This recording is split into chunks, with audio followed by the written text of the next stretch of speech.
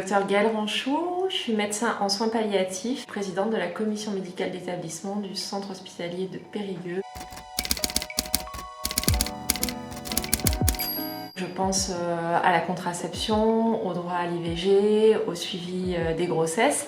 Tout ce qui concerne l'accès à la santé de la femme parce qu'elle est une femme. Et bien entendu, ça va bien au-delà avec des particularités en termes de prise en charge qui peuvent même conduire à des inégalités en santé. L'exemple qui est le plus connu, celui de l'infarctus du myocarde, qui a longtemps été vécu comme une maladie de l'homme pour lequel il y a parfois un retard diagnostique chez les femmes.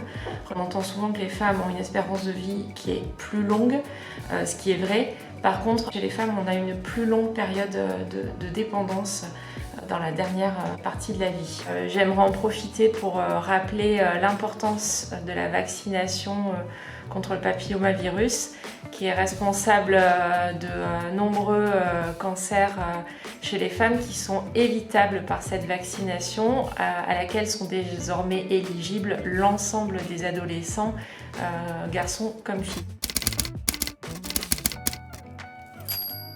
Les femmes sont largement représentées dans la fonction publique hospitalière, qui est à 80% féminine, avec même 89% alors dans la branche administrative, mais également de très nombreuses aides-soignantes et infirmières.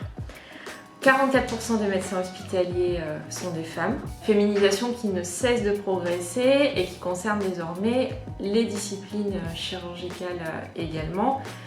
C'est le cas à l'hôpital de Périgueux où on a de plus en plus de chirurgiennes. Ça reste traditionnellement un petit peu scindé avec le care, le prendre soin qui serait traditionnellement dévolu aux femmes, que l'on attend dans les rôles d'infirmière, d'aide-soignante, d'accompagnante, et le cure, les soins les plus techniques dévolus aux hommes, bon, ce qui, comme je vous l'ai dit, est en train d'évoluer.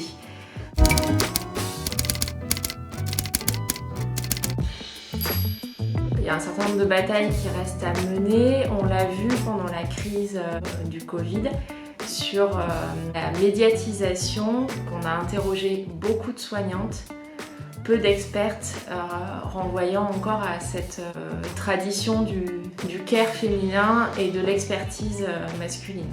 Ça, il faut que ça change. On a des chercheuses, des expertes qui ont toute leur place pour s'exprimer, y compris dans les médias. On est 45% de praticiens hospitaliers, mais seuls 18% des praticiens hospitalo-universitaires sont des femmes.